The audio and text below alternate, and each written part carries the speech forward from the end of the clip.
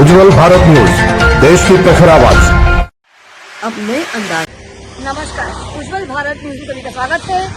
चुनावी माहौल शुरू हो चुका है। लोकसभा चुनाव 2024 उसके 2 चरण हो चुके हैं। वलसाड़ में चुनाव जो है गुजरात में 7 मई को होने जा रहा है। उसके पहले आइए कुछ गांव वालों से पूछ लेते हैं कि उनकी राय क्या है।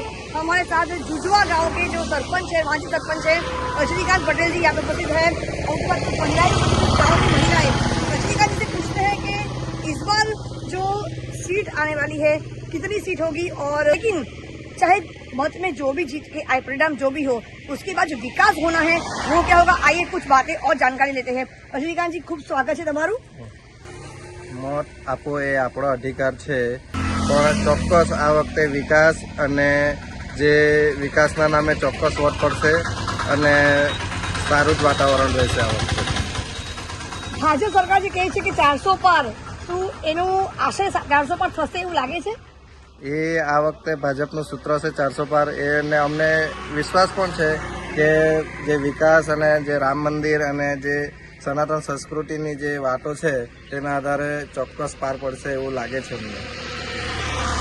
તમારા સોસાયટીમાં, તમારા એરિયામાં, તમારા ગામમાં, જુજવા ગામમાં તમને વિકાસની કયા કયા હજુ પ્રશ્નો છે જેથી તમે માંગણી કરવા માંગો છો સરકાર પાસે?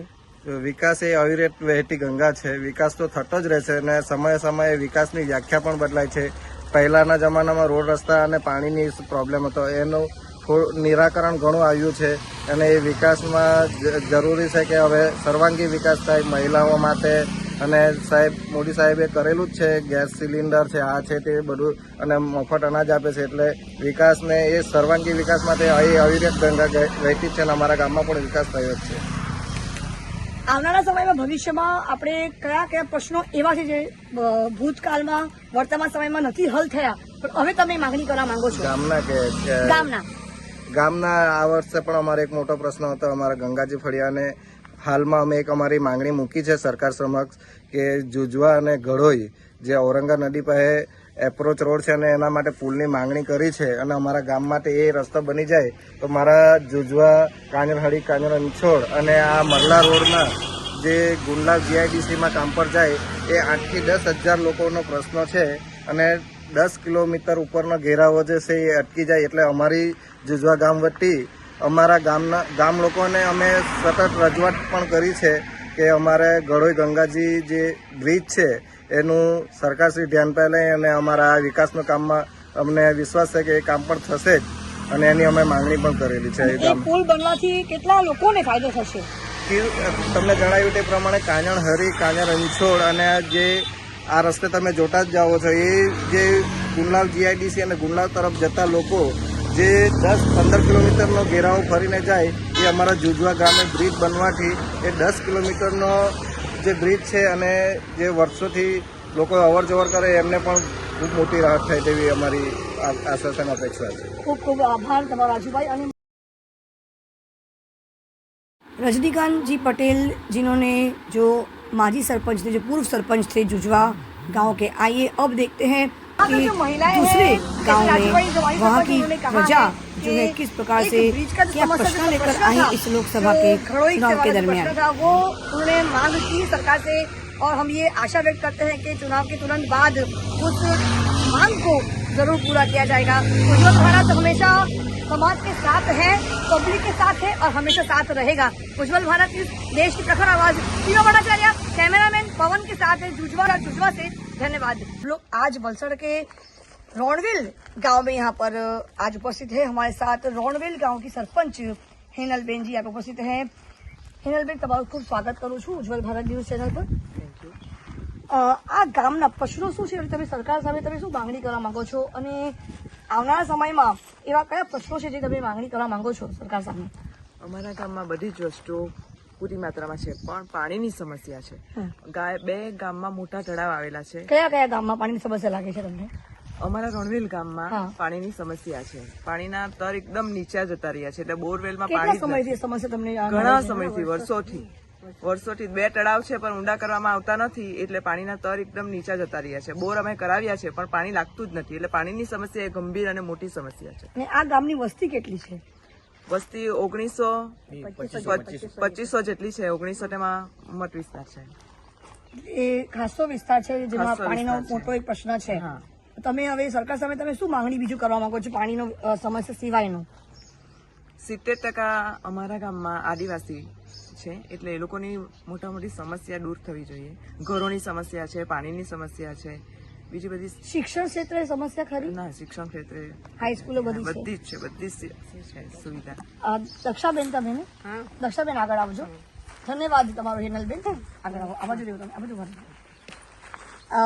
हमारे साथ एक सीनियर सिटीजन दक्षाबेन यहाँ पे उपस्थित है। दक्षाबेन के कुछ सारे सवाल है, बहुत सारे प्रश्न है जो वो अपने साथ लेकर आई है।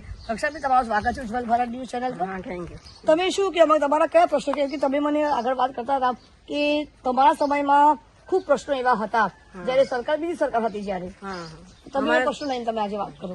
અમારા સમયમાં જે પ્રશ્ન હતા ને તે 2014 પહેલાના પ્રશ્ન હતા। હા, કયા પ્રશ્નો હતા? એવા પ્રશ્નો હતા કે જયારે અમે આ શિક્ષણ આટલું શિક્ષિત થયેલા, અમે ગોલ્ડ મેડાલિસ્ટ, તમે કેટલા ભણેલા છો? અમે MA BEd કયા વિષયથી? સ્પેશિયલ કમ્પલસરી ઇંગ્લિશ, હિન્દી અને સંસ્કૃત એવા બધા વિષય સાથે બધું ગોલ્ડ મેડાલિસ્ટ એટલે બધું છે જ। પણ અમારા સમયમાં તો પૈસાની કમીના કારણે અમે પાછળ પડી જતા। બરાબર। અમે એટલી બધી સબૂત તો નથી આપી શકતા કે ડોનેશન મારું, પણ અમે જે ગરીબાઈના કારણે ભણેલા તો ખરા, પણ અમને સર્વિસ નહીં મળી, એટલે ગવર્મેન્ટ સર્વિસ નહીં મળી। જ્યારે મારા સાથેની જે પેઢીઓ ખરી, મારી બહેનપણીઓ, એ લોકો મારા કરતાં ઓછું એટલે ભણેલી તો સરખી, પણ તેમાં વધારે પડતી હું જ વધારે સ્માર્ટ હતી, છતાં બી આજે ગવર્મેન્ટ સર્વિસ મને મળી નહીં।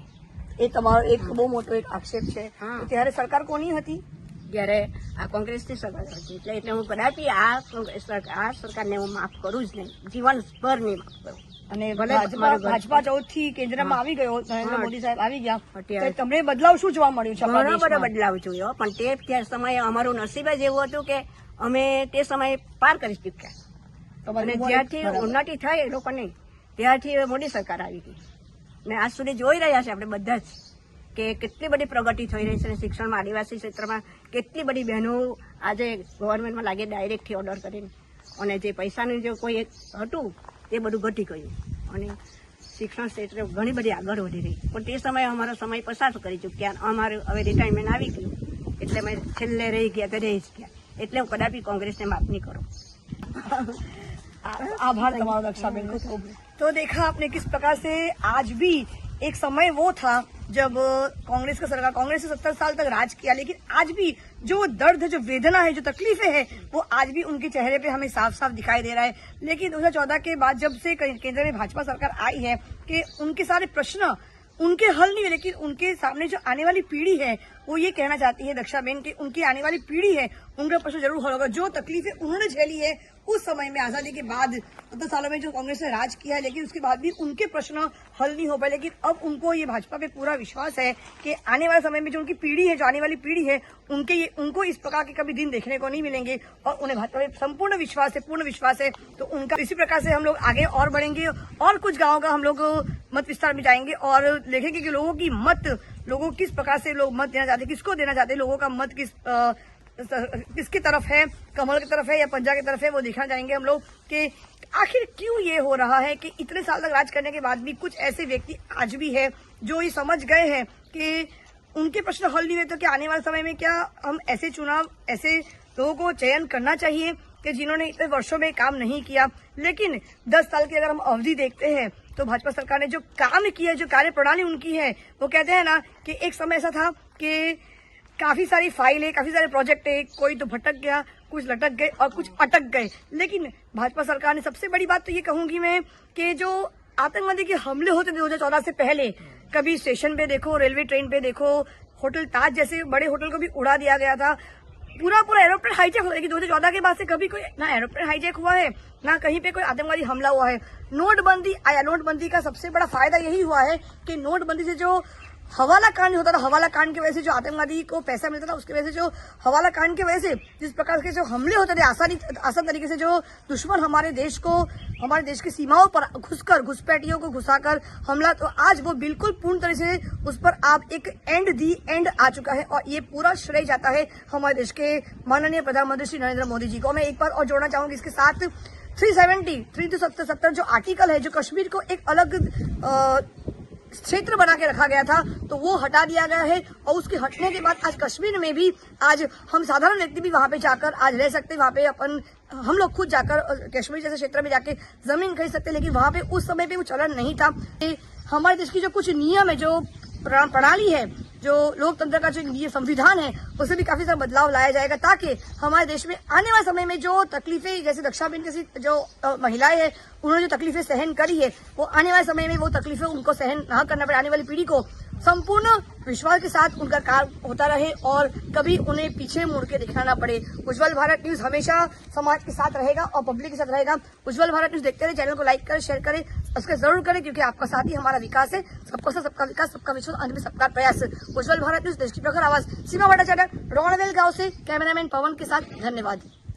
चैनल को लाइक करें, शेयर करें, सब्सक्राइब जरूर करें, क्योंकि आपका साथ ही हमारा विकास है। सबका साथ सबका विकास, सबका विश्वास, अंत में सबका प्रयास। सीमा भट्टाचार्य, जुजवा से कैमरामैन पवन के साथ, धन्यवाद।